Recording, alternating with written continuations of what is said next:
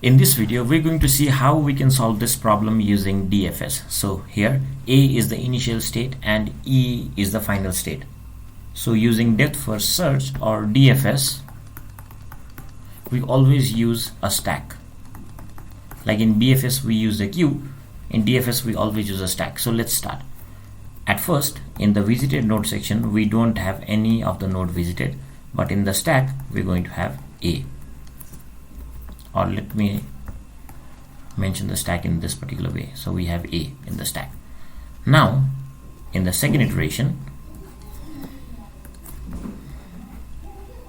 now in the second part, we visit A. And in the stack, we'll have S and then B.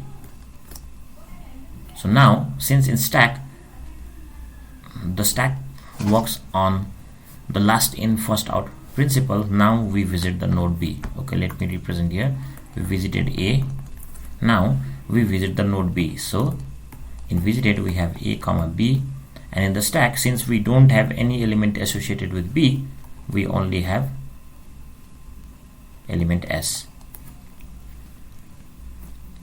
Okay, then since we don't have any solution here, while we move from here to here, we need to backtrack back to A and then go to S. So in the visited section, we'll now have A, B and S, and in the stack we'll have G and then C.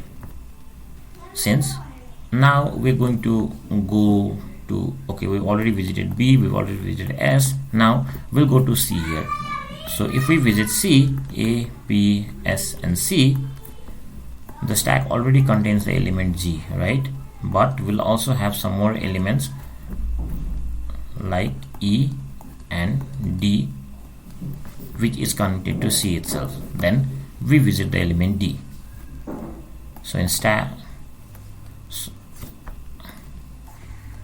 so in the visited list, now we have A, B, S, C, D, and in the stack we have E and then G.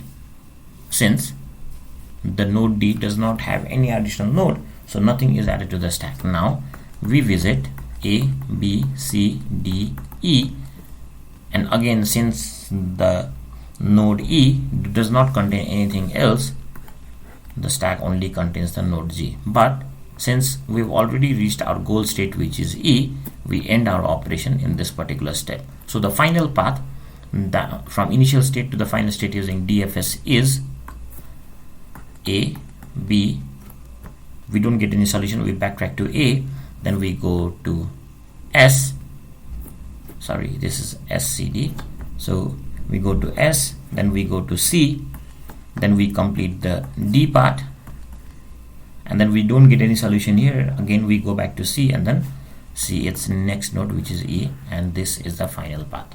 So in case of DFS, we always use a stack which works on last in first out principle, while in BFS we always work with a queue which worked with first in first out principle.